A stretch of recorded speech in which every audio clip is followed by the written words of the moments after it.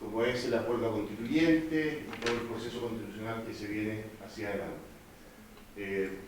Esta misma actividad de recursos humanos también la realizó en Santiago con mucho éxito, y para eso la directora de recursos humanos nos pidió a la Facultad de Derecho que la pudiéramos ayudar en esta iniciativa, y nosotros como Facultad de Derecho encantados de poder ayudarlo, y en esta oportunidad contamos con la ayuda de dos profesores de Derecho Constitucional, a quienes presento. La primera es de la casa, bueno, todos son de la casa, pero de Concepción en particular, son todos de la casa, ¿no es cierto, profesor Andrade? Me equivoqué, son todos de la casa.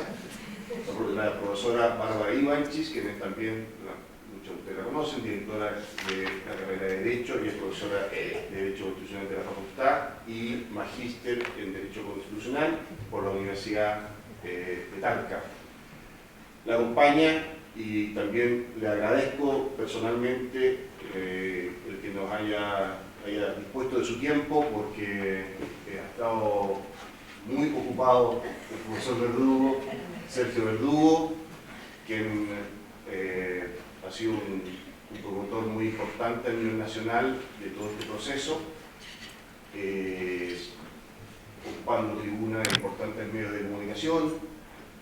El profesor Sergio Verdugo tiene muchas particularidades. Entre las que tiene es que, primero que nada, con mucho orgullo para todos, tenemos que ver que es un abogado de la Universidad del Desarrollo, es alumno de UDD, actualmente doctor en Derecho Constitucional por la Universidad de Nueva York, con autores de múltiples artículos de su especialidad, y sin temor ninguno a equivocarme, estamos en presencia de quienes van a ser los grandes constitucionalistas de aquí a los próximos años en Chile. Dicho esto, no por mí, sino que por destacados constitucionalistas de este tiempo. Se trata de una persona que ya tiene y va a seguir teniendo un lugar muy importante en el mundo jurídico constitucional de Chile. Así que los invito a aprovecharlo en este momento. También a los conocimientos que la profesora Ivanchis tiene sobre esta materia. Los dos han estado en distintos ámbitos sociales de la sociedad, hablando y educando sobre este tema. Así es que, no sé, ¿qué están haciendo? Estamos esperando que terminara. No, se lo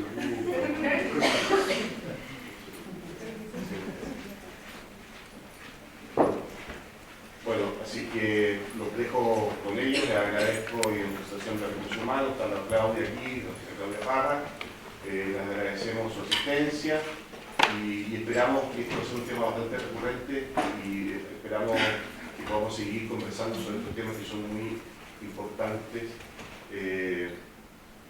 para el país. Profesores, muchas gracias de nuevo a los dos por su tiempo, y lo que ustedes organizan ahí, seguro que tengan. Muchas gracias, decano, y gracias también, Claudia, de Recursos Humanos, por la organización de esta instancia. Nos pidieron acá un poco de orden para poder movernos por el tema de la grabación y el audio, así es que usted me dice si escucha bien. Gracias. Vamos un poco más a parar. ¿Es necesario el micrófono o se escucha bien? ¿Sí? A ver, yo quiero comenzar esta charla, porque va a ser un conversatorio más que una clase o una charla. Creo que escuchar las preguntas de ustedes para ir aclarando muchas dudas que genera este proceso constituyente, hablando de lo básico, partiendo por lo que es una constitución. Y la mayoría de nosotros, la verdad es que éramos muy chiquititos, muy chiquititos cuando se redactó la Constitución de 1980. La mayoría, porque sé que no había nacido. No estaba con nosotros. Y fue un proceso largo la redacción de la Constitución de 1980, duró varios años. Empieza a regir en 1981 y es la Constitución que en el fondo nos ha acompañado durante toda nuestra vida, ¿no es cierto? A la mayoría de nosotros solo la Constitución de 1980. Una Constitución que ha tenido varias reformas a lo largo de su vida, dos grandes reformas el año 89 y la otra el año 2005, pero una Constitución que actualmente está vigente, que es la Constitución que nos rige. Y estamos entonces ahora en un proceso donde pareciera ser que la sociedad civil nos dice: queremos una nueva Constitución, ya no queremos más la Constitución del 80. Entonces es importante ir resolviendo algunas dudas. La primera, bueno, ¿qué es una constitución política? Partamos por ahí. qué es lo que es una constitución política, qué es lo que contiene una constitución política, qué es lo que tiene que contener, cómo se crea o cómo se forma una constitución. La constitución política es la ley fundamental del Estado, como los cimientos de un edificio. Un edificio se construye en base a ciertos cimientos que soportan una estructura que puede ir cambiando, que la podemos ir remodelando, pero los cimientos siempre son los mismos y soportan distintas edificaciones. La constitución es la estructura, es la base que define, ¿no es cierto?, y que estructura, que organiza al Estado. Y por lo tanto, una constitución política contiene las bases del Estado y una norma, la norma fundamental a la que tienen que ajustarse todas las demás leyes que se dicten dentro del Estado. ¿Qué es lo que hace o qué es lo que contiene una constitución política? Una constitución política contiene fundamentalmente dos partes. Una parte que es imprescindible, que es la parte orgánica, donde se regulan los llamados poderes del Estado. Se limita en el fondo el poder del Estado, se regulan las relaciones entre los órganos del Estado, se definen cuáles son los órganos, cuáles son sus competencias, cómo se organizan, cuáles son sus atribuciones, y ahí te encontramos, ¿no es cierto?, el capítulo del presidente de la República, que es el gobierno, el órgano legislativo, que es el Congreso Nacional, encontramos al Poder Judicial estructurado dentro de una constitución. Eso es lo fundamental, eso es de la esencia de una constitución, no puede nunca faltar la estructura orgánica del Estado. Ahí se define cuál es nuestra forma de gobierno. Y hay otra parte que hoy día también es fundamental dentro de una constitución política, que es la llamada parte dogmática. Ahí encontramos los principios que inspiran al Estado y encontramos también una nómina al catálogo, ¿no es cierto?, derechos fundamentales y las garantías constitucionales. Principios como, por ejemplo, cuál es la forma de gobierno que nosotros queremos, el gobierno republicano democrático, cuál es la forma de Estado con que nos vamos a organizar, si ya un Estado unitario o un Estado federal o un Estado regional como en España, por ejemplo. Eso se define en la Constitución. Y la Constitución política como norma fundamental debiera tener estabilidad en el tiempo, es decir, debiera ser una norma que contenga las reglas básicas del Estado, pero que permita que a través de esta Constitución y a través del tiempo puedan circular distintos gobiernos, distintas políticas, distintas normas, sin tener que estar cambiando la Constitución cada vez que asume, por ejemplo, un nuevo gobierno. Eso no sería una buena Constitución, una Constitución básica que permita, en el fondo, o soporte varios gobiernos a lo largo de su vida. ¿Y por qué debiera tener estabilidad? Porque ponerse de acuerdo en el contenido de una constitución política no es fácil. Hay que lograr amplios consensos para definir, ¿verdad?, cuál va a ser nuestra forma de gobierno, nuestra forma de Estado, cómo se van a relacionar los poderes entre sí, etc. Y por lo tanto, si bien se pueden hacer reformas, debiera tener una estabilidad y una proyección en el tiempo. Por eso es que los quórums tan altos para reformarla o para crear una nueva constitución. Pero la pregunta es, bueno, pero si bien la Constitución regula todo, al Congreso, que va a dictar las leyes, al presidente, que va a señalar cuál es la política, ¿verdad?, el gobierno, ¿y cómo se crea una Constitución? ¿Cómo surge esto? ¿De dónde sale una Constitución política? Si bien la Constitución define cuáles son los poderes del Estado, por ejecutivo, legislativo, judicial, hay un poder que está, ¿no es cierto?, por detrás de la Constitución y que genera la Constitución, y ese se le llama poder constituyente. Y por lo tanto, una Constitución puede surgir, por ejemplo, cuando se crea un Estado nuevo, cuando surge un Estado, Estados Unidos, cuando surge el Estado de Chile, si por ejemplo Escocia, ¿verdad?, se independiza del Reino Unido, va a tener que dotarse de su propia constitución política. O cuando hay quiebres institucionales, es necesario dotar al Estado de una nueva constitución. Y ahí actúa el poder constituyente, que define entonces, que se pone de acuerdo para determinar cuáles van a ser estas normas fundamentales.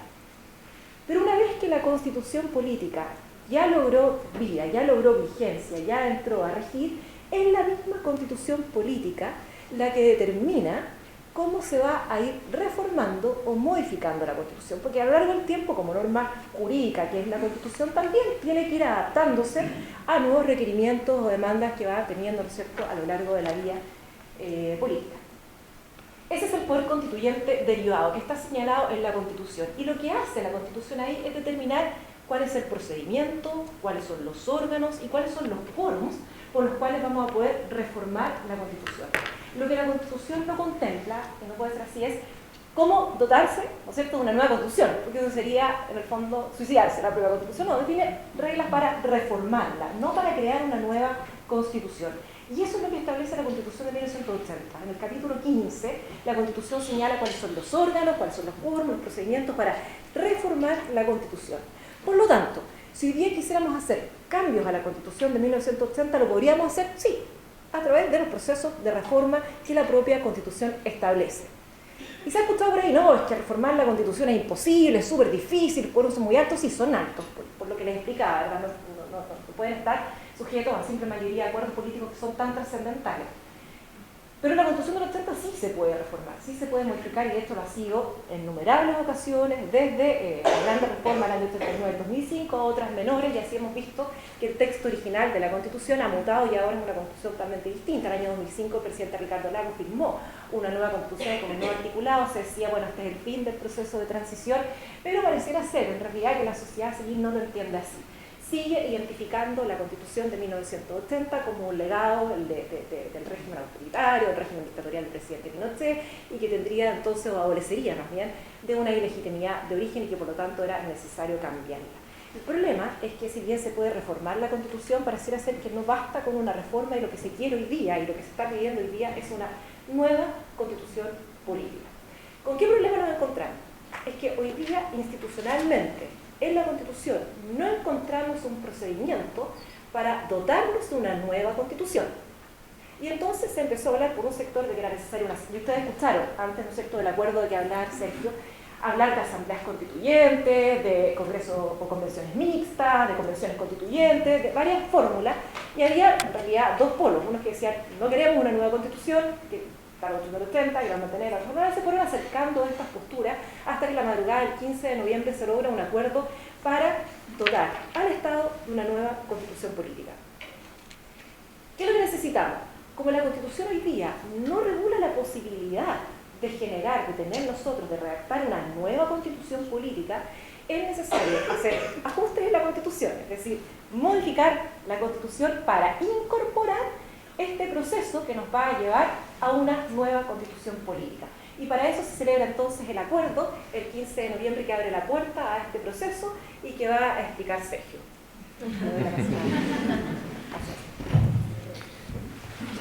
Bueno,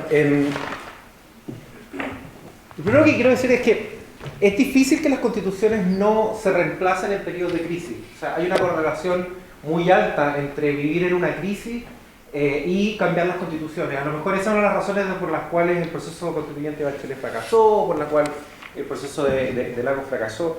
Pero esto no es algo necesariamente deseable. Obviamente uno quisiera que las condiciones democráticas sean estables para poder asegurar una alta deliberación en un proceso de reemplazo de la Constitución. Estamos en un proceso no ideal, las crisis no son ideales para reemplazar las constituciones, pero empíricamente es algo que sucede. Y hay casos que son muy exitosos y hay casos que no son exitosos. Entonces, lo que quiero hacer en mi presentación de ahora es explicar cuáles son las condiciones que pueden hacer que este proceso constituyente que hoy día comienza pueda ser exitoso o no. Y por exitoso me refiero a dos cosas. Primero, ser capaz de producir una nueva constitución, independientemente de su contenido. O sea, que el proceso llegue a término y produzca una constitución. Y segundo, que produzca una buena constitución. Por buena constitución me refiero a una constitución que primero establezca algunos mínimos para la democracia, haciendo sostenible la democracia en el tiempo. Y segundo, que sea una constitución que no tenga un programa de gobierno en ella. Las constituciones tienen que ser o deben ser instrumentos que permitan que distintas doctrinas políticas convivan. O sea, que personas que piensan distintos convivan bajo un marco común. Una buena constitución entonces no tiene que contener programas de gobierno ni políticas públicas específicas. Tiene que ser lo suficientemente breve y amplia como para permitir que todos nos identifiquemos con ella. Entonces, la gran pregunta es este acuerdo político que define un itinerario capaz de producir una condición exitosa bajo estos dos criterios? Producir una constitución y producir una buena constitución. Voy a escribir primero en qué consiste este itinerario de hace 2 jueves atrás. Como bien explicó Bárbara, este itinerario todavía no está formalizado, ya no es un documento legal todavía. Hay que reformar la constitución actual y hay que reformar además una serie de leyes electorales para habilitar este procedimiento. Lo primero que se dice una vez que el procedimiento, que se afina en todos los detalles, es que en abril vamos a tener un plebiscito donde van a haber 2 preguntas. La primera, si queremos una nueva constitución, sí o no. La segunda pregunta consiste en definir cuál es el mecanismo para hacer este reemplazo constitucional, y son 2 mecanismos cerrados, no hay más. Uno podría imaginarse muchas otras alternativas, pero el acuerdo político solamente considera 2. La primera es una convención mixta compuesta parcialmente por legisladores y parcialmente por ciudadanos electos. Y la segunda es una asamblea constituyente electa. El acuerdo no la llama asamblea constituyente, pero es una asamblea constituyente. Ya por distintas razones políticas no le quisieron poner el nombre. Esas son las 2 alternativas que hay. el que vote que no en la primera alternativa, o sea, no quiere una nueva constitución, igual puede votar en la segunda pregunta. Hay otras personas que preguntan eso, pero se puede votar en ambas indistintamente de la preferencia que se marca en la primera. Después, en octubre, van a ver, si es que las condiciones así lo permiten y todo esto va funcionando acorde al itinerario, va a haber una elección de gobernadores, alcaldes y concejales, y simultáneamente a esa elección se van a elegir a los delegados de la Convención Constituyente Mixta o de la Asamblea Constituyente, cualquiera haya sido la preferencia que haya ganado. Después de eso, la Convención Constituyente, ya sea la Mixta o la Asamblea, van a funcionar por un periodo de 9 meses, que pueden ser prorrogados por 3 meses más. ¿Ya? Esto está pensado para que la nueva Constitución pueda ser producida antes de que el presidente Piñera entregue su mando el año 2022, el 11 de marzo de ese año. Una vez de que termine de funcionar la convención, si es que es capaz de producir una nueva constitución, esa nueva constitución se va a plebiscitar, en un plebiscito de salida, donde la población va a poder votar que sí o que no. Y se pactó que esto va a ser obligatorio, esta votación va a ser obligatoria. Ese es, en resumidas cuentas, el proceso, ¿ya? Todavía no están definidos un montón de detalles, no está definido si van a haber cuotas de género, no está definido si van a haber escaños reservados o cuotas para pueblos originarios, no está definido cómo se van a reemplazar a los legisladores que dejen su función en el Congreso, cosa que es muy delicada. No está definido tampoco el número total de delegados, cosa que va a afectar las reglas del sistema electoral. Pero sí está definido que la fórmula que se va a usar para elegir a los delegados va a ser similar a la de la Cámara de Diputados, o sea, un sistema proporcional que beneficia a los partidos políticos. ¿Ya? Eso sí está definido. Pero como hay muchas indefiniciones todavía, el acuerdo político sigue, las negociaciones políticas siguen. Y se definió una comisión técnica compuesta por 14 miembros, 7 de la oposición, 7 del gobierno, para definir los detalles de este acuerdo. Ahora, el problema es que esa comisión está funcionando frente a las cámaras, entonces esto ya es una opinión mía, se ha convertido más que nada en un... tiene harto de show, y los políticos necesitan, para poder negociar, tener la confianza de poder tomarse un café, ¿no? Y de conocer los límites del adversario. Entonces, los partidos siguen negociando de forma paralela. Al final, quienes van a decidir estos pequeños detalles, que son muy importantes, van a ser los mismos partidos. Entonces, ese es el itinerario constituyente. Entonces, ¿cuáles son las condiciones para hacer que una nueva constitución entonces se produzca por un proceso constituyente y que se produzca por una buena constitución? Bueno, yo creo que son dos grandes condiciones que se requieren. La primera es que se necesitan acuerdos políticos importantes. La segunda es que se necesita legitimidad. El caso de Islandia creo que puede ser bien ilustrativo de esto. Islandia tuvo una crisis muy importante el año 2010-2011, una crisis económica muy, muy brutal, con muchos escándalos políticos, con bancos involucrados, con políticos involucrados, etc. Y ellos hicieron un proceso constituyente desde abajo hacia arriba, voto máximo, desde la ciudadanía. Eligieron a 850 personas al azar en un foro para un país de 300.000 habitantes. Y esas personas elaboraron un informe después de hacer un procedimiento online donde muchas otras personas además participaron. Y ese informe sentó las bases de una nueva constitución, que después pasó a una asamblea constituyente de 25 personas que redactaron un texto. Este proceso fue altamente legítimo, porque la ciudadanía adhirió plenamente a él, ¿ya? Y además produjo una muy buena constitución. El texto constitucional ha sido alabado por la literatura como un muy buen texto, o sea, que permite el autogobierno, que además hace que la democracia sea sostenible, que reconoce lo mejor de la tradición de Islandia. Pero el proceso fue un completo fracaso, porque no cumplió la primera condición, o sea, no fue capaz de producir una nueva constitución. Cumplía la segunda, o sea, establecía una buena constitución, pero no la primera. ¿Por qué no cumplió la primera? Porque los partidos políticos no adhirieron a él. En democracias que son relativamente estables, la existencia de partidos políticos es necesaria. Otro ejemplo que puede sumarse a la experiencia de Islandia es el caso del proceso constituyente de Michelle Bachelet, que por distintas razones los partidos políticos tampoco adhirieron a ese proceso constituyente. Cuando uno está en democracia, uno necesita que los partidos políticos adhieran al proceso, porque los partidos son el corazón de la democracia. El gran problema que tenemos nosotros es que nuestros partidos políticos han perdido mucha legitimidad y no son creíbles hoy día. Las personas no le creen a los partidos políticos. Entonces tenemos que enfrentarnos a una paradoja. Necesitamos a los partidos políticos para que el proceso constituyente sea exitoso, pero no creemos en los partidos y los partidos por sí solos no son capaces de darle legitimidad al sistema.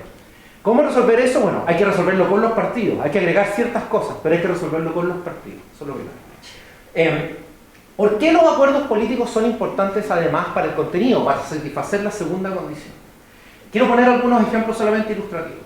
Una buena constitución es una constitución que hace posible la competencia política en el futuro, o sea, que hace posible que haya alternancia en el gobierno, que una coalición no se vuelva completamente hegemónica. Una buena constitución hace que la democracia sea sostenible en esos términos. Y por eso tiene que reconocer una cierta cantidad de arreglos institucionales y derechos que hacen, que facilitan la competencia política para que no hayan gobiernos que se vuelvan totalitarios en el tiempo. ¿Cómo se hace esto? Bueno, con distintos arreglos. Por ejemplo, los fiscales. Una constitución buena, en mis términos, tiene que reconocer la independencia de los fiscales. Porque los políticos que están hoy día en el gobierno, los incumbentes, tienen incentivos para utilizar a los fiscales de dos formas. Primero, para perseguir políticamente al adversario, ¿no? Para impedir que ese adversario gane poder. Y segundo, para impedir que los fiscales puedan investigar casos de corrupción dentro del propio gobierno. O sea, una buena constitución que hace posible la alternancia del gobierno respecto a los fiscales tiene que garantizar su independencia. Lo mismo ocurre respecto de otras reglas, como por ejemplo la libertad de prensa, la libertad de expresión. La libertad de expresión es clave para la oposición, para que la oposición pueda presentar una alternativa política al gobierno de turno. Y además es clave para controlar al poder por la libertad de prensa. La prensa juega un rol muy importante en hacer que los políticos rindan cuenta. Una buena constitución, en mis términos, tiene que reconocer estos derechos para las minorías. Además, una buena constitución tiene que tener ciertas reglas de disciplina fiscal que son esenciales. Está muy estudiado por la economía política que los gobiernos de turno tienen incentivos para endeudarse mucho y gastar mucho dinero y no pagar esas deudas sino que en el futuro. Si yo soy presidente y duro 4 años en mi gobierno, yo voy a querer hacer mucho gasto para poder cumplir mis promesas de campaña, pero no voy a querer pagar ninguna de estas deudas y por lo tanto voy a estudiar la pelota financiera para el día de mañana. Nuestra constitución actual establece que si yo me quiero endeudar como gobierno necesito una ley.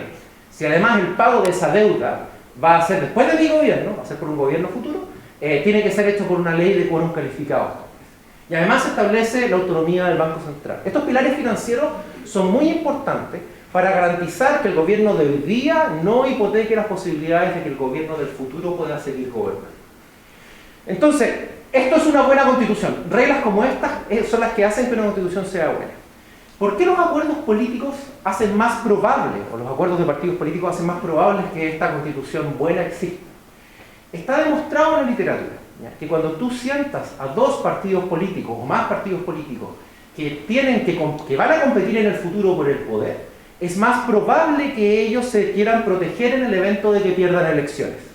O sea, si hay incertidumbre acerca de quién va a ganar las elecciones en el futuro, es mucho más probable que esos posibles perdedores quieran establecer ciertos seguros que habiliten la posibilidad de ganar el gobierno el día de mañana. Y por eso está demostrado, y hay un montón de literatura que sí lo prueba, que por ejemplo la independencia del Poder Judicial crece a medida que hay mayor competencia política.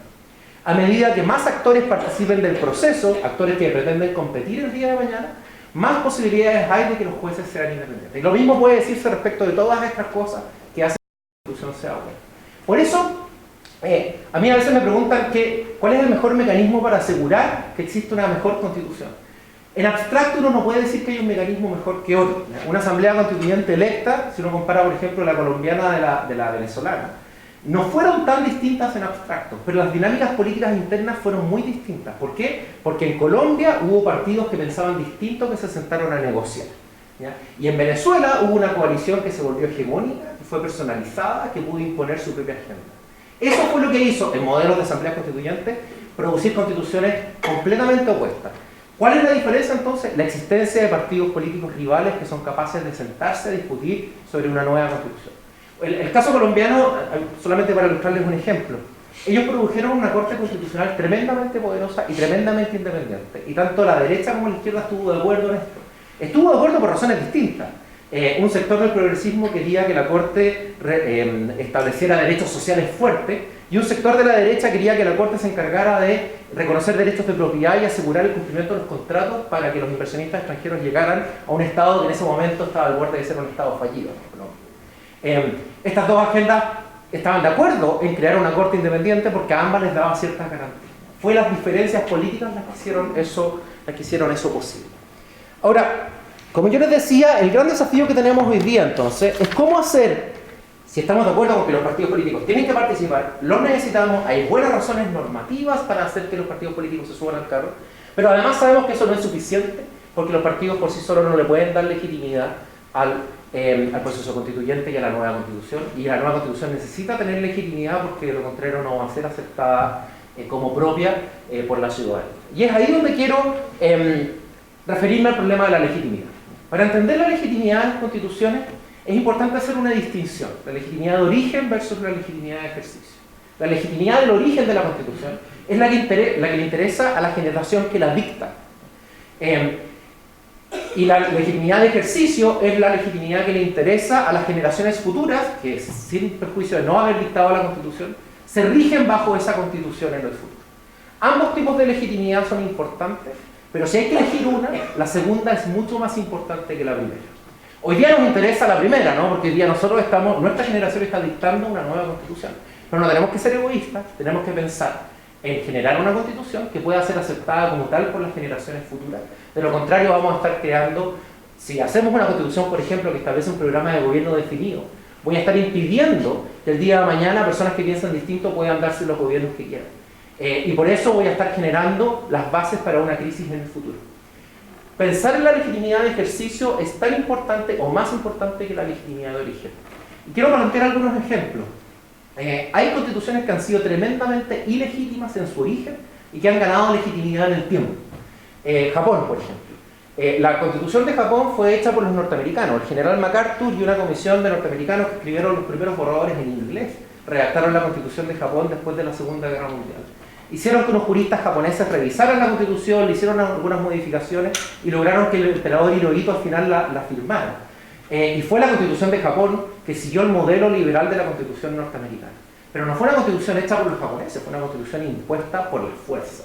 Hoy día los japoneses no discuten sobre la legitimidad de su constitución, la han aceptado y se la han apropiado como tal. Discuten, tienen un problema con el artículo 9, podemos hablar de eso después si quieren, discuten por casos específicos de problemas concretos que tiene la constitución, pero no discuten la legitimidad de la constitución propiamente tal.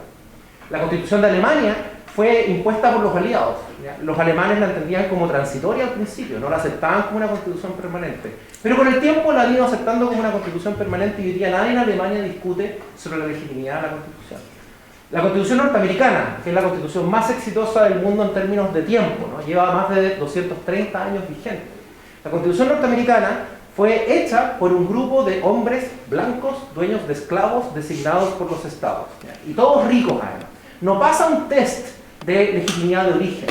Y la Constitución norteamericana es probablemente una de las constituciones más legítimas hoy día. ¿Por qué? Porque es usada e invocada por tanto demócratas como republicanos en el debate político actual en Estados Unidos. Todos se la han apropiado. Entonces, estas son constituciones que han sido tremendamente legítimas en su origen, que han ganado legitimidad de ejercicio. ¿Cómo entonces tenemos que, sin perjuicio de importarnos la legitimidad de origen para que la generación actual acepte la nueva constitución como propia, cómo hacer que la constitución en su ejercicio sea legítima? Que es al final lo que nos tiene que importar. Y aquí hay un debate que a mí me interesa contarles, que viene desde los padres fundadores de Estados Unidos, Jefferson y Madison. Jefferson, cuando estaba haciéndose la Convención de Filadelfia, estaba viviendo en Francia, ya era el embajador de Estados Unidos en Francia. Él previamente había escrito la Declaración de la Independencia de Estados Unidos. Y Jefferson estaba muy influido por las ideas francesas, y él creía en la soberanía popular, en las ideas rosunianas y revolucionarias, y él era muy escéptico de limitar el poder del pueblo, ¿no? Creía en el pueblo. Entonces, él, estando en Francia, estaba muy frustrado porque no participó del proceso constituyente, pero tuvo un intercambio de cartas con Madison. Madison era otro de los padres fundadores, fue uno de los redactores de la Constitución de Estados Unidos y uno de los autores del Federalista, que fueron estos papers que explicaron la Constitución. Y Jefferson y Madison tuvieron un intercambio de cartas, y en ese intercambio de cartas Jefferson le propuso a Madison, oye, yo creo que la Constitución tiene que tener una fecha de expiración. No puede durar eternamente. No puede ser que una generación actual vincule, obligue a generaciones futuras. Los muertos no deben obligar a los vivos.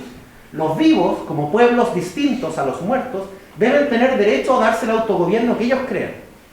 Y Jefferson llevó esta idea al extremo. Hizo un cálculo matemático, tomó la esperanza de vida de la época, que eran como 50 y tantos años, la llevó a la edad de madurez que le estimaba de la época, que eran los 21 años, y se metió a unas tablas hechas por contadores para establecer cuánto se demoraba la gente en pagar deudas, de manera de no dejárselas a sus hijos. Y él llegó a la conclusión de que las constituciones tenían que durar 19 años. Y él le propuso, después de hacer todo este cálculo a Madison, que la Constitución de Estados Unidos durara 19 años. Madison le contestó, no, esto es una aberración, las constituciones tienen que ser capaces de dar solidez. Nosotros en Estados Unidos estamos con el gran problema que no hemos sido capaces de organizar el Estado, ¿no? Somos muy frágiles, no tenemos dinero, no tenemos ejército, no nos ponemos de acuerdo en nada. Tenemos que establecer el Estado, y si le ponemos fecha de expiración a este pacto federal que la Constitución va a representar, vamos a generar incertidumbre y eso va a ser muy malo. ¿Qué pasó con este debate? Bueno, la Constitución de Estados Unidos hoy día lleva 230 años. Entonces uno podría decir que Madison ganó el debate en lo normativo, lo menos, ¿no? Es deseable que las constituciones duren mucho tiempo y duren de forma ilimitada. Pero alguien podría decir, bueno, pero ¿y el punto de Jefferson? ¿Por qué las generaciones nuevas que no dictaron la Constitución de Estados Unidos se apropiaron de ella y la estimaron como propia? Y hay varios autores que han discutido esto. Un autor dice que lo relevante es que la Constitución actual, hecha por los muertos, la Constitución vigente actual que fue hecha por los muertos, sea capaz de garantizar el autogobierno de las generaciones futuras. Si la Constitución de los muertos establece programas sociales, políticas públicas, programas de gobierno que impiden la convivencia pacífica de distintas doctrinas, entonces esa Constitución de los muertos va a tratar de gobernar a los vivos. ¿Ya? Y eso es lo que va a hacer que esa Constitución en democracia pierda legitimidad de ejercicio. Por eso la Constitución tiene que ser una Constitución de mínimos que haga sostenible la democracia, para que las generaciones futuras puedan apropiarse de ella. Por eso es que las constituciones no pueden petrificar un sistema de pensiones, un sistema de salud, no deben hacerlo. O sea, pueden hacerlo, pero no deben hacerlo, ¿ya? Porque de lo contrario están hipotecando su legitimidad en el ejercicio. Entonces Madison tenía razón. Resulta que en el año 2009 un grupo de profesores de la Universidad de Chicago tomaron 935 constituciones hechas entre 1789 y el 2005 en más de 200 países. Y tomaron todas estas constituciones y trataron de identificar qué es lo que hacía que una constitución durara más que otra. Llegaron a la conclusión de que el promedio de vida de una constitución era equivalente a 19 años. O sea, Madison tenía razón en lo que era deseable, pero no tenía razón en la práctica. Jefferson tenía razón en la práctica. Las constituciones duran 19 años. Entonces tenemos que preguntarnos por qué las constituciones en promedio duran 19 años. Latinoamérica además está muy mal en esto. Latinoamérica está bajo el promedio. Latinoamérica duran 12 años. En los países de la OECD las constituciones duran 38 años en promedio. Y solamente un 19% de las constituciones duran más de 50 años. Entonces estos autores se preguntaron, bueno, ¿qué es lo que hace que una constitución dure mucho? ¿Qué es lo que hace que estas constituciones no generen crisis en el futuro? Porque hicieron que las sociedades se pudieran apropiar de ellas. Y hay una serie de elementos que ellos identificaron. Primero, tiene que ver con el carácter inclusivo que tienen los procesos constituyentes. Es un factor menor para el análisis, pero es un factor que puede ser relevante. La existencia de plebiscitos de salida puede ayudar. Pero más importante que eso es el nivel de adaptación que puede tener una constitución. Por el nivel de adaptación se refieren a constituciones que no establezcan muchos detalles y que sean fáciles de modificar, ya sea formalmente, a través de reformas constitucionales, o de manera informal, a través de la interpretación. ¿Ya? Y por eso ellos dicen que la existencia de tribunales constitucionales se correlaciona positivamente con la idea de que las constituciones duren más. Porque los tribunales constitucionales y la existencia del control constitucional puede ayudar a que el texto de la Constitución vaya adaptándose a las generaciones futuras. Y además, bueno, la facilidad para el cambio, ¿no? Constituciones que no se pueden modificar o que se modifican de manera muy difícil duran menos que otras. Si yo tengo una constitución de detalle y además a eso le sumo una constitución que va a ser muy difícil de modificar, estoy generando una bomba de tiempo. Necesito que las constituciones tengan algún grado de detalle, pero las cosas mínimas para hacer que la democracia sea sostenible. Y esas cosas mínimas son las que tienen que estar protegidas y tienen que tener un nivel de rigidez.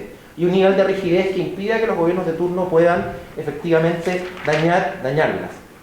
¿Ya? Entonces, ¿qué es lo que hace? Volvamos a la pregunta. Hoy día tenemos un acuerdo constitucional.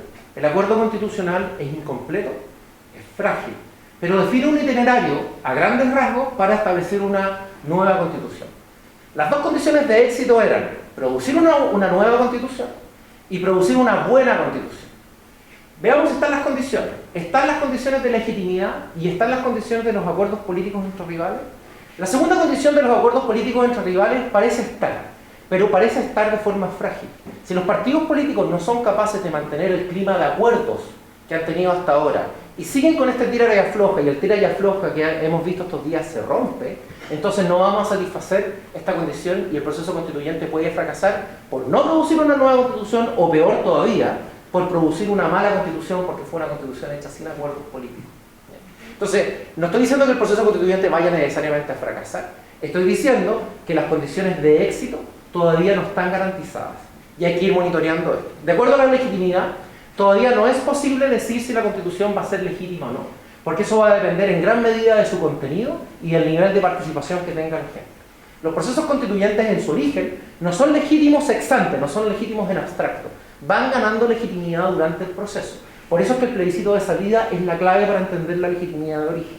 Pero la legitimidad de ejercicio solamente la vamos a poder entender cuando podamos conocer los contenidos de la Constitución. Pero sabemos que los acuerdos políticos tienden a producir un mejor contenido que constituciones hechas de forma unilateral por una sola coalición.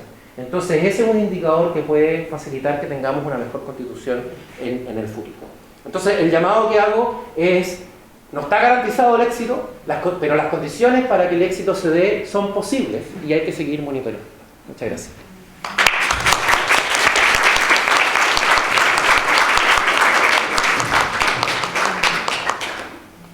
Damos espacio a preguntas, Claudia. Si alguien tiene una pregunta,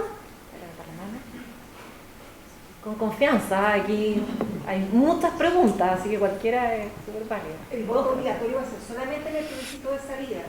Ahora, el que viene en abril no es obligatorio.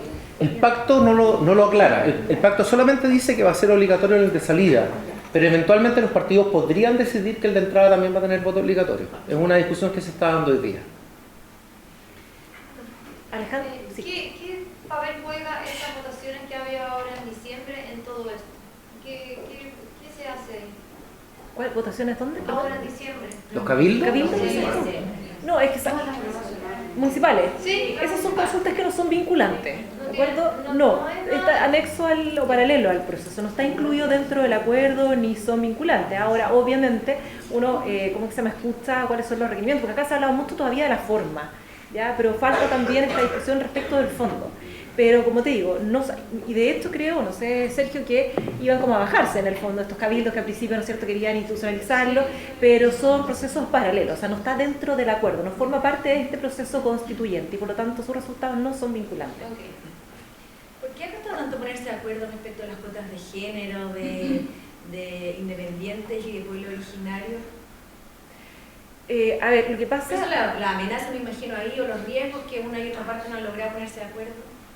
Sí, es que, a ver, lo que establece, el acuerdo establece, o sea, bases bien mínimas, ¿eh? Y por lo tanto, lo que decía Sergio, establece, ¿no es cierto?, como dos opciones, o la convención constitucional o la convención mixta constitucional. Y en uno y otro caso van a haber delegados electos. Y lo único que dice el acuerdo es que esa elección de los ciudadanos, ¿verdad?, de los delegados, se va a hacer de acuerdo al procedimiento con que se eligen hoy día a los diputados, que es un sistema proporcional de cifra repartidora, pero no da el número de cuántos ciudadanos van a formar parte de esta convención. Y por lo tanto, todos esos detalles, si se van a, por ejemplo, considerar también cuotas para mujeres, para pueblos indígenas, independientes, es un tema que tiene que hoy día resolver la comisión técnica y que efectivamente ha costado llegar a acuerdos. Y respecto a los independientes, porque es muy difícil que con este sistema proporcional los independientes puedan tener representación si no están aqueados por los partidos políticos. Sergio, para que agregues tú también el tema. Sí, mira, respecto de las cuotas, estoy de acuerdo con lo que dijo Bárbara. Ahora aquí hay dos debates paralelos. Uno son los cálculos electorales que los mismos partidos hacen respecto de sus posibilidades de funcionar con cuotas, ya sea de género o indígena. Y lo segundo son los argumentos normativos que hay detrás de esto, respecto de si se justifica o no tener estas cuotas. Y no han podido llegar a acuerdo en eso. Y en parte yo creo que no han podido llegar a acuerdo porque el debate se ha dado con las cámaras ahí, ¿no? O sea, una persona que tiene una posición extrema en Z y otra posición que tiene una persona que tiene una posición extrema en A, van a tener que llegar a un punto medio. Pero si esas personas están debatiendo frente a las cámaras, es muy posible o muy probable que tengan pocos incentivos para llegar al punto medio, porque van a sentirse vinculados por las palabras que ya dieron frente a las cámaras. Por eso es que las negociaciones de los partidos políticos que se dan por fuera al final son tan importantes. La confidencialidad es algo necesario en este tipo de negociaciones. Yo sé que la transparencia del proceso constituyente también es deseable, ¿ya? Pero hay que llegar a un equilibrio. para hacer que esto sea transparente y al mismo tiempo asegure que se mantenga y que se profundice el acuerdo. De lo contrario podemos caer en el problema de que el acuerdo se rompa, eso es lo que no queremos. Ahora, las negociaciones tienen un periodo de tira y afloja que es normal, ¿eh? O sea, en Sudáfrica duraron años estas negociaciones. Y nosotros todavía estamos en ese periodo de tira y afloja. Se puede romper, sí se puede romper, pero también se pueden acercar las posiciones el día de mañana. No hay que ser tan alarmistas todavía. Hay un periodo de tensión que es natural, yo creo. ¿Cuál era el segundo punto?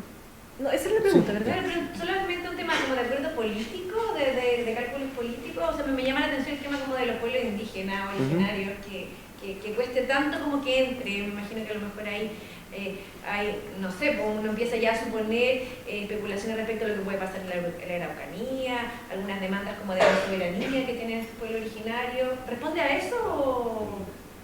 Es que, a ver, yo no... Interpretación, en realidad aquí ya estamos como en el ámbito de las interpretaciones. Sí, mira, yo te puedo contestar cuáles son los argumentos que están detrás de ese debate, pero los cálculos electorales que hacen cada movimiento político no puedo hablar sobre eso, digamos. Pero respecto de las cuotas para los pueblos indígenas, existe la idea, algunos creen que tienen que ser escaños reservados, o sea, asegurados para pueblos indígenas. Y después está la pregunta cómo se designan esos escaños designados o si son además electos. Y hay otros que creen que no tiene que haber nada o que tienen que haber cuotas en las candidaturas, no en los resultados. Y esto infringiría menos el principio de una persona, un voto, ¿no? Porque el otro afecta mucho el principio de una persona, un voto. Aquí hay dos visiones de la igualdad que son importantes tener claras. O sea, primero está la igualdad política, el voto de una persona vale lo mismo que el voto de otra. Pero también hay una igualdad respecto de la postergación de la representatividad que han tenido estos pueblos indígenas que algunas personas quieren incorporar al sistema. Y por lo tanto hay una desigualdad ahí también. Entonces hay dos perspectivas de igualdad que vienen por carriles distintos que se tratan de armonizar con estos debates, se trata de buscar la mejor forma de reconciliar. Ahora, hay otra visión acerca de cómo incorporar a los pueblos indígenas que es distinta. ¿Queremos que los pueblos indígenas sean pueblos distintos o queremos que estén integrados en la sociedad chilena? Si uno tiene cuotas en los partidos, por ejemplo, podemos tener indígenas que son UDI, que son PPD, ¿no? Que son Frente Amplio, y que van a votar como UDI, como PPD o como Frente Amplio, y probablemente se van a unir en los temas que les interesan a los indígenas. Pero si uno tiene escaños reservados, lo más probable que suceda es que esos representantes de pueblos indígenas formen un movimiento político propio. Eso es lo que muestra la evidencia afuera. ¿Ya? Entonces, son dos modelos de tratar el problema distintos y ambos tienen ventaja y desventaja. Paula tenía una O sea, pregunta. muy básico, en el fondo saber, yo en marzo del 2021, ahí ese es el último plebiscito, ¿cierto? O sea, a ratificar la nueva constitución. Que podría ser el plebiscito de salida, dice. De salida. Sí. Y si no se aprueba, nosotros volvemos a los 80, como que aquí no pasaba nada. ¿Por qué dijo marzo del 2021? Sí. ¿Dijiste, Paula? ¿Sí? No, mira, la fecha todavía no es clara porque no sabemos cuánto va a durar la convención. Cuando termine el proceso. El proceso debiera terminar, el cálculo que yo hice es antes del cambio de mando, ¿ya? Pero la fecha es indefinida, hay un plazo ahí además que no puede ser inferior a 60 días dentro de la elección, entonces va a depender también de cuándo sea la segunda vuelta, si es que hay segunda vuelta. Yo voy a conocer esta nueva constitución, si es que Sí. ya, y ahí, en el fondo, si no se aprueba, volvemos a lo anterior, así como que no ha pasado nada. Hay distintas interpretaciones. El punto 7 del acuerdo. Una muy buena Sí. pregunta, Paula. Que estaba... Sí. Yo Sí. tengo la misma duda, porque ¿qué pasa si tú al principio votas que no? ¿Cierto? Votas que no, queda ahí, y igual tienes que votar por alguna de las dos opciones. La segunda opción que se vota por si queda sí, para no tener que votar Así de es. nuevo. Así es. Sí. O sea, pero Ahí quedaría, si gana el no, quedaría que no se avanza. O sea, si gana el no en el plebiscito de entrada, no se puede avanzar. Mm. ¿Ya? O sea, tendrían que hacer un acuerdo nuevo, habría que empezar de nuevo. pero si terminan todos, si seguimos avanzando, hacemos la nueva constitución. Sí. Mira, el acuerdo, lo que dice el acuerdo es que la constitución actual va a quedar derogada orgánicamente después de que se apruebe la constitución nueva. De que se promuelve y se publique la nueva Así es. constitución. O sea, esto puede durar. Lo que pasa es que yo creo que el proceso puede fracasar en varias etapas. Puede fracasar, como decías tú al inicio, porque ganó el no, y eso, o sea, parece que no era tan claro que queríamos una nueva constitución. De acuerdo, está claro. Porque una cosa importante, Paula, mientras está el proceso constituyente, ¿verdad?, trabajando esta convención constitucional mixta, sigue operando y sigue vigente la Constitución de 1980 y las instituciones siguen funcionando normalmente, digamos, un proceso paralelo. Por lo tanto, puede fracasar efectivamente si gana el no, no hay una nueva Constitución. sería complejo, digamos, porque hay muchas expectativas también puestas en este proceso. Puede fracasar durante el ¿cómo que se llama?, el transcurso, porque no se logran los acuerdos. Y acá está el tema de la hoja en blanco, ¿no es cierto?, que se ha dicho de vamos a partir de una hoja en blanco, vamos a escribir una nueva constitución.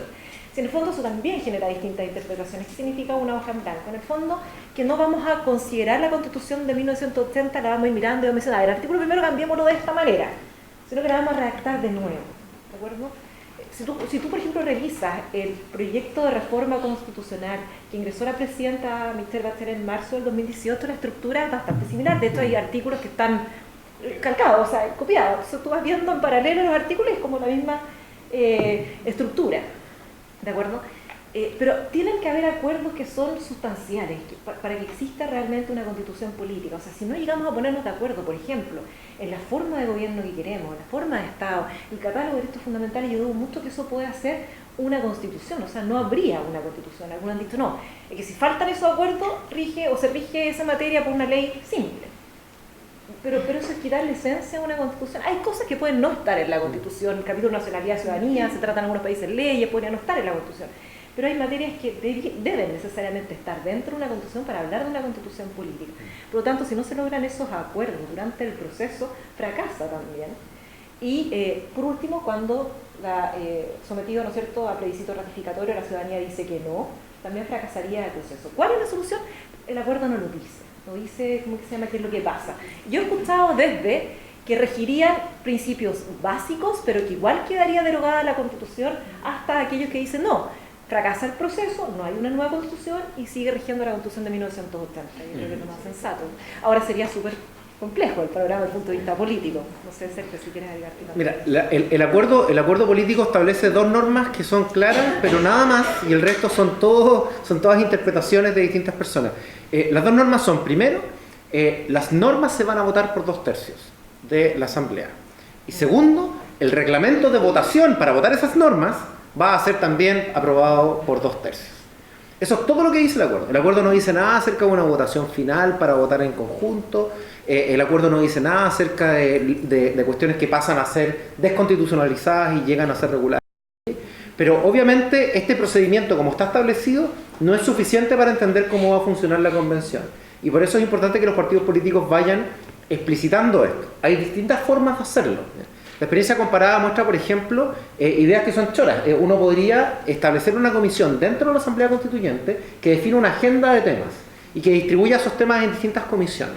Uno podría también hacer que esa comisión después se transforme en una comisión que armonice y que le dé coherencia a todo el proceso y vaya monitoreando lo que las otras comisiones hacen. Todas esas cosas van a tener que ir definiéndose. Ahora, no la comisión técnica está hecha para proponer los detalles que van a completar el acuerdo, pero la comisión que yo te estoy hablando es una comisión que podría existir dentro de la convención, porque el acuerdo determina que este reglamento de votación va a ser aprobado dentro de la convención. Sí. Ahora, los partidos pueden cambiar el acuerdo, ¿no? Sí, pero van a requerir unanimidad y todo eso. El punto es que hay muchas interpretaciones antojadizas acá, y hay un tira afloja, ¿no? Es natural que este tira y afloja exista. Lo que sería no deseable, no conveniente, es que votemos cada norma por separado y no tengamos una mirada sistemática acerca del documento que estamos produciendo. Cualquiera sea el mecanismo que tengamos, tenemos que tener una mirada sistemática. Por ejemplo, si yo voto por separado, imagínense que nos ponemos de acuerdo en que ya todos queremos un derecho a la vivienda digna. Okay, entonces vamos a votar el derecho a la vivienda digna, aprobado ya, 2/3 aprobado derecho a la vivienda digna. Después votamos una serie de cosas y después más adelante vamos a votar un recurso que tienen las cortes de apelaciones o cualquier tribunal para resolver problemas de derechos fundamentales. ¿Queremos que las cortes tengan ese recurso? Sí, queremos. Ya, no consideramos el problema de la vivienda digna cuando votamos eso. ¿Tenemos que votarlo por separado o tenemos que votarlo juntos? ¿Ya? Tenemos que tener una mirada que le dé consistencia a la Constitución. Por eso es que la votación de normas por separadas es insuficiente para eso. Por eso es que estos comités de armonización o que definan la agenda o incluso una votación que pueda darle algo de coherencia al texto es tan importante al final del día. De lo contrario vamos a arriesgar a tener un documento tremendamente incoherente. Tengo una pregunta. Pero he escuchado por todos lados distintas cosas. No hay claro que es coherente en todo esto. Pero desde lo que dicen ustedes, que la Constitución es como la carta magna, el rayado canto del país, ¿qué tiene que ver en el fondo entonces las demandas sociales de dónde nace el estallido social con cambiar la Constitución? Porque podrían regularlo a través de leyes o normas, pero no necesariamente un cambio de Constitución. Y ahí uno escucha por todos los lados, pero por lo mismo que están diciendo, son cosas que se pueden arreglar, no necesariamente cambiando la Constitución, más allá del periodo que estuvo hecho, pero ante parte todo el problema que estamos viviendo ahora. No sé si tiene tanto que ver con la Constitución. No, no tiene que ver. Puede haber sido un corta de contexto. No. Efectivamente, María José, en el fondo las demandas sociales se han confundido, ¿verdad?, con la demanda por una nueva Constitución. Y efectivamente lo que tú dices, si bien la Constitución garantiza, ¿verdad?, reconoce ciertos derechos fundamentales, y ahí en la Constitución está previsión social, está la salud, la protección de la salud, ¿verdad?, el detalle de los sistemas para garantizar estos derechos está regulado en la ley. De hecho, la ley que crea la administradora de fondos de pensiones es posterior a la vigencia de la Constitución de 1980, y se establecen sistemas. Por lo tanto, para resolver o contestar las demandas sociales no es necesaria una nueva Constitución, ¿verdad? No está ahí, son materias que pueden correr por cuerdas separadas. Son más programas del gobierno. Es lo que explicaba Sergio, efectivamente. Que las constituciones tienen que ser marcos para las políticas públicas, no tienen que ser políticas públicas en sí mismas. Entonces, la Constitución de forma directa no va a resolver ninguna de las demandas sociales que están en la calle. Ahora, ¿significa eso que hacerle reforma a la Constitución o reemplazar la Constitución es completamente infundado? Yo creo que no. Yo creo que nuestra Constitución tiene problemas, y hay un problema muy importante del cual hablamos poco, que es la tremenda disfuncionalidad que tenemos entre nuestra forma de gobierno y nuestro sistema electoral. Hoy día nuestros gobiernos son completamente presidenciales, hiperpresidenciales, acompañados por un multipartidismo indisciplinado y bastante extremo, producto del sistema electoral que fue implementado en Chile el año 2015. Este cóctel es nefasto, porque hace que los presidentes no puedan formar coaliciones legislativas que les permitan implementar sus programas de gobierno. Y por eso las promesas que hizo Piñera fueron promesas completamente frustradas en su campaña. No es que él no haya tratado de cumplirlas, es que simplemente el sistema no le habilita la posibilidad de formar coaliciones legislativas. Si uno va a tener un sistema presidencial, debiera tener un sistema electoral mayoritario. Si uno va a tener un sistema proporcional de elecciones como el que tenemos hoy día, uno debiera pensar en un presidencialismo moderado o incluso en un semipresidencialismo que garantice la existencia de coaliciones legislativas para cumplir ese programa presidencial. ¿Ya? Eso es algo que la nueva Constitución puede resolver. Ahora, es algo que también habríamos podido resolver con una reforma al sistema electoral o con una reforma constitucional. ¿Ya? Pero el valor simbólico de una nueva Constitución obviamente es lo que va a darle una salida a esta crisis. Y la gran mayoría de las demandas que se han asociado con la nueva Constitución son demandas de pensiones, son demandas de autopistas, de salud, etc. Son muy misceláneas, ¿no? Y todas ellas de alguna forma pueden ser reconducidas a principios que están en la Constitución. Y es verdad, la Constitución establece grandes principios.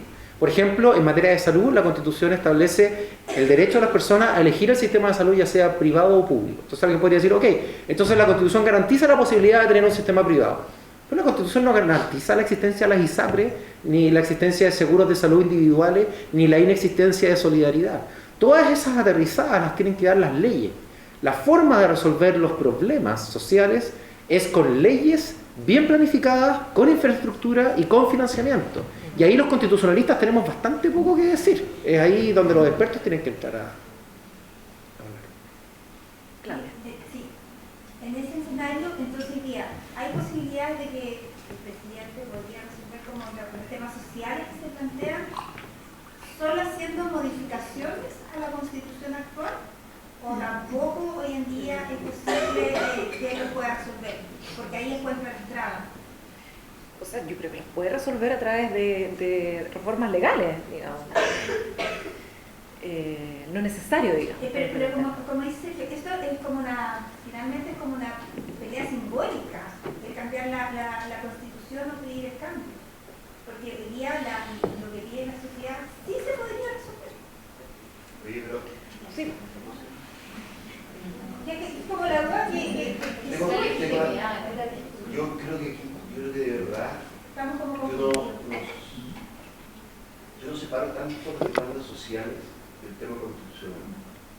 Yo creo que el tema del cambio constitucional es una más de las demandas sociales. Porque esto es un movimiento social, esto es una conducción social que, como lo igual tú lo explicas en tu exposición, Sergio, las sociedades evolucionan.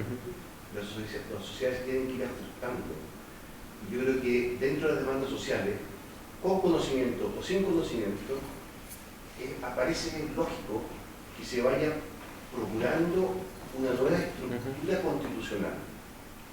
De manera que yo no lo separaría tanto, porque claro, si no me lleva al burdo de las pensiones, yo estoy de acuerdo, pero es que eso puede ser un extremo. Pero yo creo que también es una demanda social el cambio constitucional por un problema de legitimidad de origen. Esta constitución divide a Chile. Sí. Sea como sea, esta constitución divide a Chile. Pero esa es una razón simbólica. Pero espera, pues, así que ese por lo menos esta es mi forma de verlo, digamos. Yo creo que nosotros tenemos un pie cojo con la Constitución, porque es una Constitución que sí o sí a mi juicio divide a Chile. Sí. Y lo que nosotros tenemos que hacer hoy día es buscar acuerdos por Chile. Sí. Eso por un lado. Y en segundo lugar, si uno fuera al fondo, sin ser un experto como ustedes, pero si uno fuera al fondo desde el punto de vista constitucional, yo creo que en la Constitución hay cosas que se pueden cambiar, que son principios de fondo, que te van a cambiar hasta la legislación, la ley particular que regula. Estoy pensando, por ejemplo, en el rol del Estado.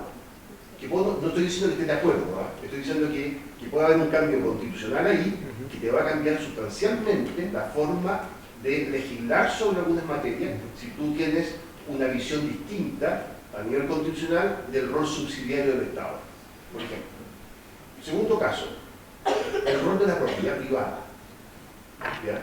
El rol de la propiedad privada también, llevado a los niveles constitucionales que hoy día existe, podría, a través de una nueva constitución, podría variarse ese énfasis de la propiedad privada constitucionalmente, lo que también te lleva a una legislación particular distinta. Por ejemplo, no soy, insisto, no soy experto, pero sí donde yo por lo menos tengo una prevención muy particular en el derecho de propiedad de las aguas.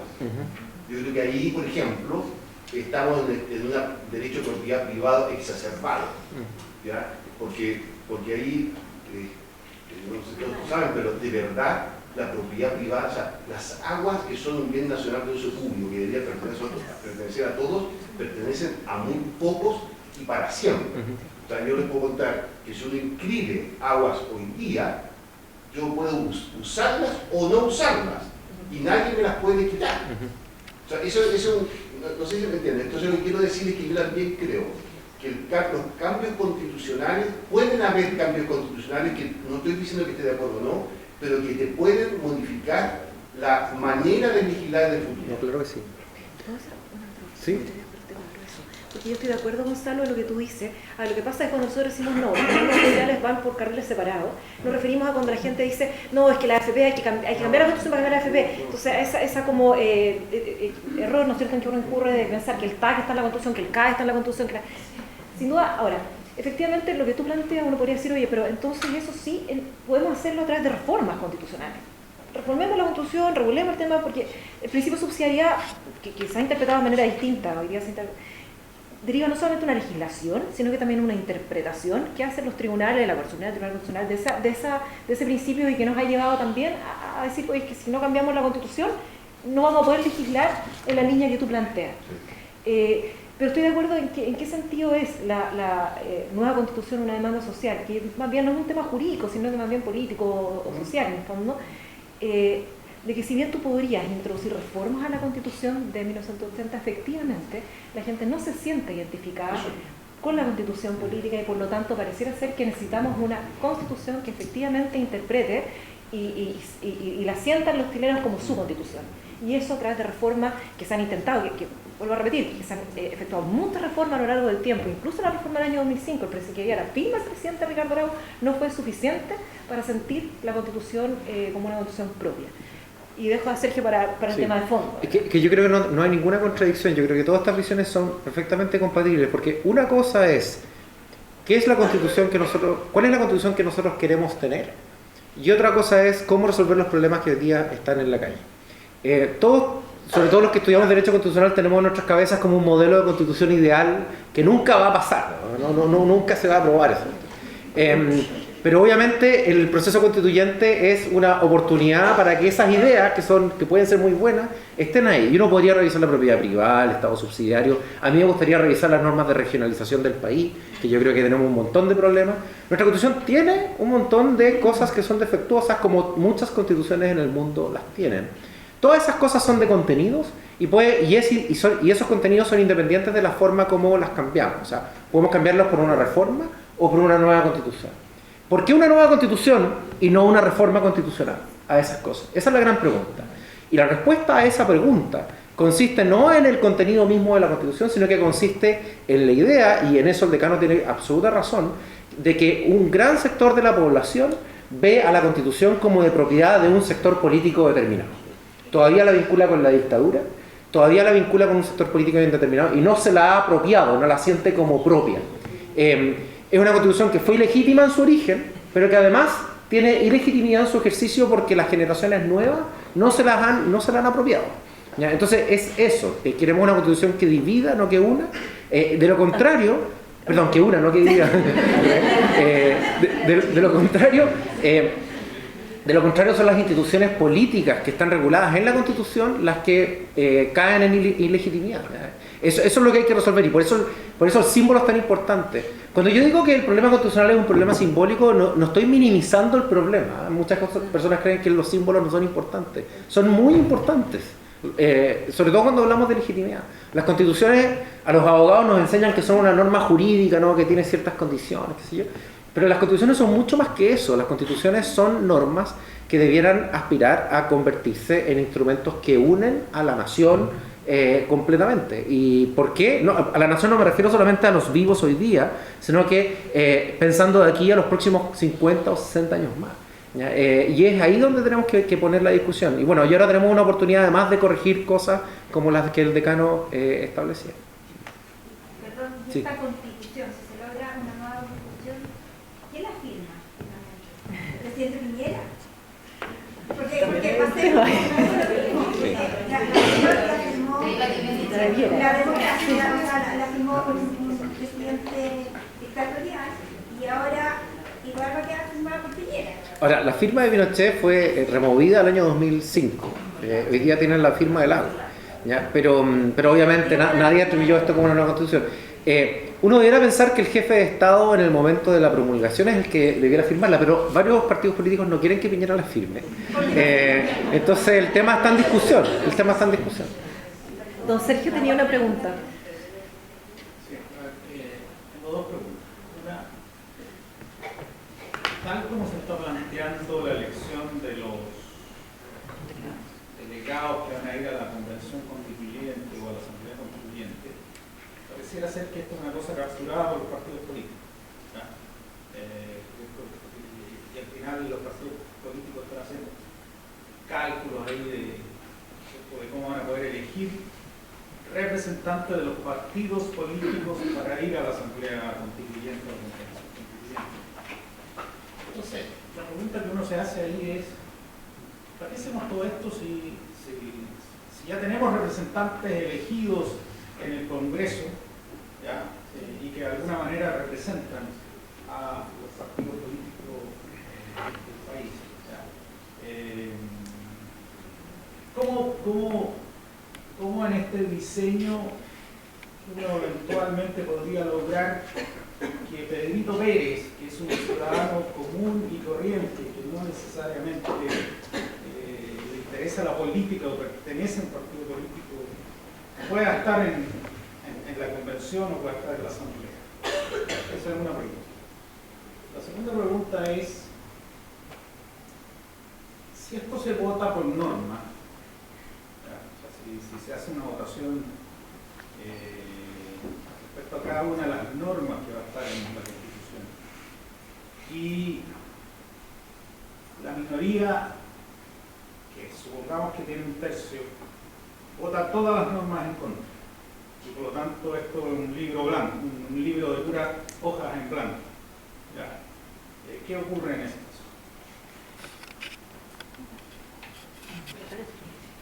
A ver, las elecciones en general son procesos que están destinados a generar élites. Así, esas son las elecciones, ¿no? Pueden tener, estas élites que se forman pueden tener algún grado de legitimidad en la medida en que fueron electas. Ellos ofrecieron un programa y fueron electas para ejecutar ese programa. Pero las democracias representativas funcionan sobre la base de una élite. Esa élite, para poder ser legítima, tiene que tener competencia, tiene que tener además movilidad social. Así funciona la democracia representativa. Y por lo tanto, cuando uno piensa que los sistemas electorales van a estar capturados por los partidos, la verdad es que eso es algo inevitable. Sobre todo en el sistema proporcional de elecciones que tenemos hoy día, donde los partidos son los que mejor saben jugar con las reglas del juego. Además, no son solamente los partidos. ¿Quiénes van a integrar bueno, aquellos que tengan financiamiento electoral, aquellos que tengan exposición a los medios de comunicación, que sean conocidos por las comunidades locales, ¿no? O sea, estas cosas que vemos en todas las elecciones se traducen en esto mismo. Entonces, es posible, sí, que las elecciones reproduzcan algo no tan distinto a lo que tenemos hoy día en el Congreso. No estoy diciendo que sea inevitable, o sea, podría ser distinto, pero es posible que eso pase. Va a depender de otras reglas que se atribuyan. Yo por eso era partidario de no usar el sistema electoral de la Cámara de Diputados. Y hay una idea que puede que todavía se dé para la convención mixta, que es usar el sorteo. ¿Ya? El sorteo entre ciudadanos, entre todos los ciudadanos, cualquier ciudadano, que es la única forma de hacer que Juanito Pérez y Juanita Pérez, digamos, lleguen a la convención con igualdad política, porque todos tienen igual chance de salir. Este es un método que usaron los atenienses, que tiene grandes credenciales democráticas, que se usó en Irlanda, se usó en varias provincias de Canadá, se usó también en Islandia. Y yo también creo además que las personas de a pie son mucho más sensatas y menos radicalizadas que aquellas personas que hacen más ruido en las elecciones. Respecto a la segunda pregunta, yo creo que la clave está en entender si es que existe la posibilidad de que haya una coalición política radicalizada y disciplinada, cumpliendo estas dos cosas, disciplinada y radicalizada, que obtenga el tercio más uno. Yo creo que con el sistema electoral de la Cámara de Diputados eso es poco probable que suceda. Puede que pase, pero lo más probable es que los movimientos radicalizados que lleguen no sean disciplinados entre sí, creo. Y los que sean disciplinados entre sí no logren el tercio más uno. Por eso es poco probable que eso suceda atendida a las reglas que uno ve hoy día. Ahora, obviamente, estas cosas pueden cambiar. ¿Ya? Ahora, estamos asumiendo que el proceso... ¿Sí? Yo he escuchado que, frente a la observación que hizo el senador Halame, que había que votar el texto completo y tenía que ser aprobado por 2/3, más allá de que se hubiese aprobado cada una de las normas, la misma... Yo entendí que la misma gente de derecha en un minuto dijo, bueno, si no se acepta esto de que se vote completa la Constitución, vamos a votar todas las normas del código. Y vamos a dejar y por eso es mi pregunta es ¿qué pasa si el libro queda en blanco? O sea, ¿qué pasa en esas situaciones? Mira, yo creo que Bárbara tenía razón antes cuando planteaba que no podemos llamarle Constitución a un documento que no regula la forma de gobierno, por ejemplo. O sea, si no hay capacidad para generar los 2/3 en las cosas elementales que una Constitución puede tener, el proceso constituyente va a fracasar. Salvo que queramos avanzar hacia algo que muy pocos van a aceptar, que es desconstitucionalizar materias que son claves. Yo creo que es poco probable que eso pase. O sea, lo más probable es que hayan acuerdos respecto de las cosas elementales, creo yo, ¿no? Pero bueno, aquí no podemos predecir el futuro. A ver, pero en teoría, ¿la Constitución podría ser un libro en blanco? Que eso no sería una Constitución. ¿Qué es lo que vas a plebiscitar? No se cumple el acuerdo. ¿Y eso quiere decir que sigue rigiendo la Constitución anterior? De acuerdo mira, a ver, hay distintas interpretaciones del acuerdo, pero el punto 7 dice que la Constitución actual se deroga orgánicamente a partir de la publicación de la nueva Constitución, y no antes. Por lo tanto, si tú no eres capaz de publicar una nueva Constitución, la Constitución actual no va a quedar derogada. Ahora, algunos interpretan esto de forma distinta. Algunos interpretan diciendo, mira, ganó el sí en el plebiscito de salida, y porque ganó el sí, existe la obligación del órgano constituyente de producir una nueva Constitución. No importa que se pase de los plazos, van a tener que sesionar hasta que esto se produzca. Hay una interpretación en ese sentido también. Yo creo que esa interpretación tiene varios problemas, pero lo que te quiero transmitir es que hay... aquí cada partido está tratando de jugar con la interpretación que más les parezca conveniente, y en algún momento van a tener que completar el acuerdo, un acuerdo que todavía es incompleto.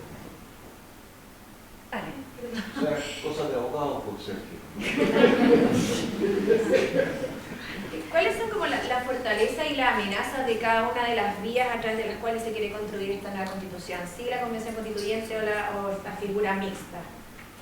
Y no sé cuál le gusta más a ustedes, porque la verdad es que ahí personalmente estoy como súper perdida, no sabría cómo decidir. En lo personal, yo no sé si es la opinión de Sergio, pero por lo que la escuchábamos, yo prefiero una convención mixta constitucional donde tengan participación, ¿cómo se llama?, los parlamentarios. Si en definitiva hoy día efectivamente han perdido credibilidad, pero en un sistema democrático representativo como el que nosotros tenemos, son esencialmente nuestros representantes, en definitiva los que nosotros elegimos justamente para legislar, para gobernar, así, esa es nuestra democracia. Tenemos muchas más instituciones de participación, los ciudadanos, que a través justamente de los representantes, los legisladores que nosotros elegimos. Y yo creo que también tienen la formación, la preparación para poder llevar este proceso de manera seria. Esa es mi opinión. Mira, yo estoy en genuina reflexión respecto a cuál es el mejor mecanismo y no quiero responder la pregunta sin antes ver el detalle, pero hay algunas cosas que me preocupan de la convención mixta.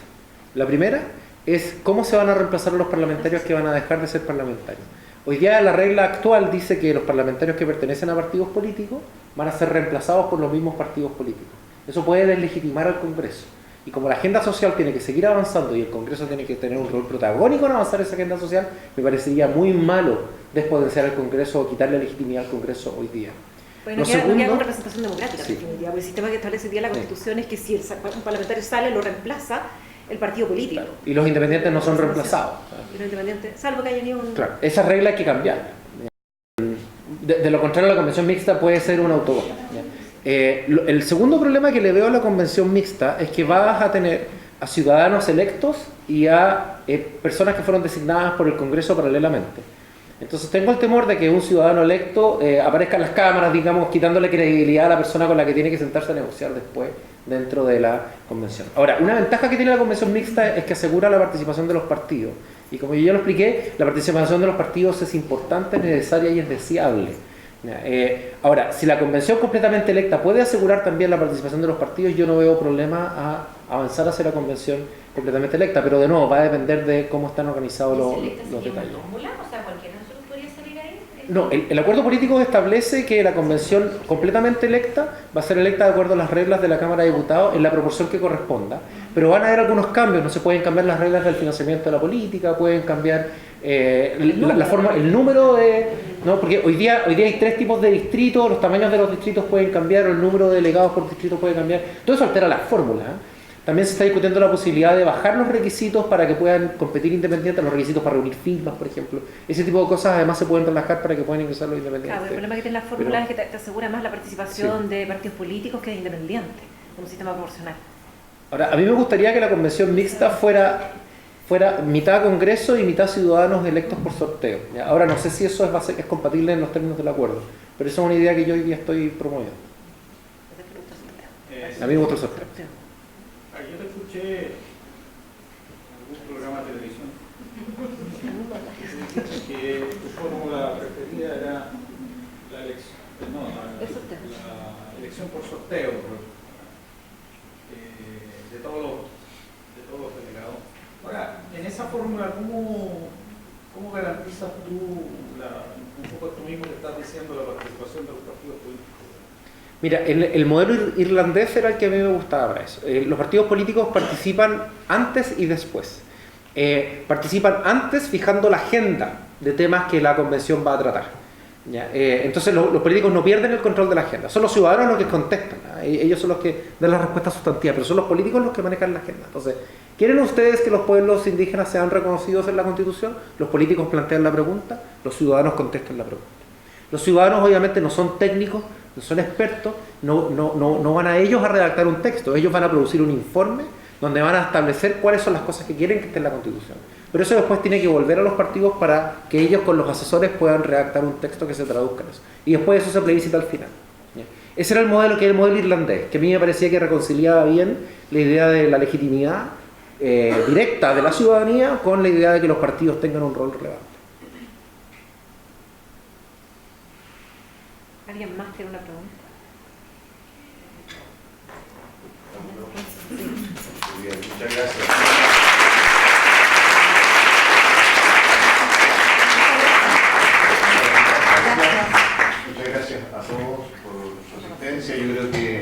de marzo adelante viene la parte más importante, que va a ser el fondo. Una vez resuelta la forma, le vamos a mostrar el fondo y ahí bueno, nos convidamos a que nos juntemos de nuevo porque puede ser muy interesante cuando ya estemos discutiendo el fondo. Muchas gracias. Yo también le agradezco a Bárbara, a Sergio, a Gonzalo, y yo creo que vamos a tener que seguir pidiendo ayuda. No, gracias por la atención.